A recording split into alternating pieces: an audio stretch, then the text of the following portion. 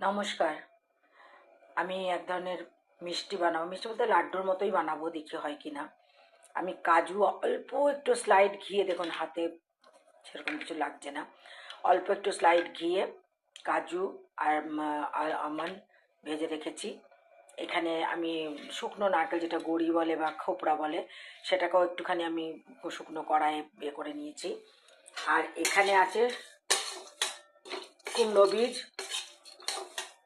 আর বাদাম, ছোলা, আর ওই তরমুজের বীজ, যেটাকে চারমগজ বলে, সেটাও আছে। সেগুলোকে একটু নেড়ে নিচ্ছি।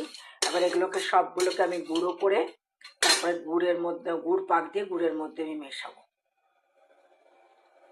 এইটুকু গুড় ঢেলেছি, এই গুড়টাকে আমি অল্প একটুখানি জল দিয়ে এটাকে আমি পাক দেবো।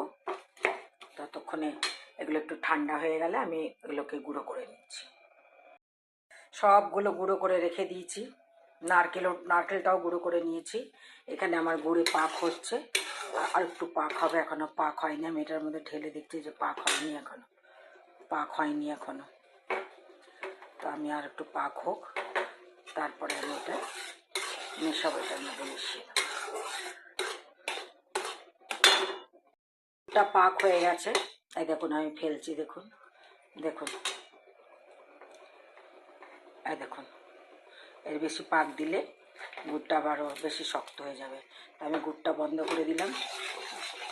এবার এইখানে দেখুন আমি এক চামচ, ছোটো চামচের, মানে আমার এই চা চামচে, এটা আমার ঘিয়ের চামচ থাকে, এটা পুরো এক চামচও দিইনি, একটুখানি ঘি মিশিয়েছি। এবার এই গুড়টা মেশাবো, মিশিয়ে আমি এটাকে নাড়ু বানাবো, লাড্ডু বানানোর চেষ্টা করব, দেখি হয় কি না। এই যে লাড্ডু হয়ে গেছে, খুব সুন্দর নাড়ু বলুন লাড্ডু বলুন, খুব সুন্দর তৈরি হয়েছে এবং খেতেও খুব স্বাদ হয়েছে। আমার হাজব্যান্ডও খেয়ে বললো দারুণ স্বাদ হয়েছে।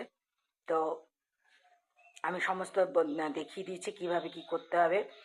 আপনারা করে খাবেন এবং আমাকে কমেন্টসে জানাবেন কেমন লাগলো। লাইক শেয়ার করবেন, সাবস্ক্রাইব করবেন।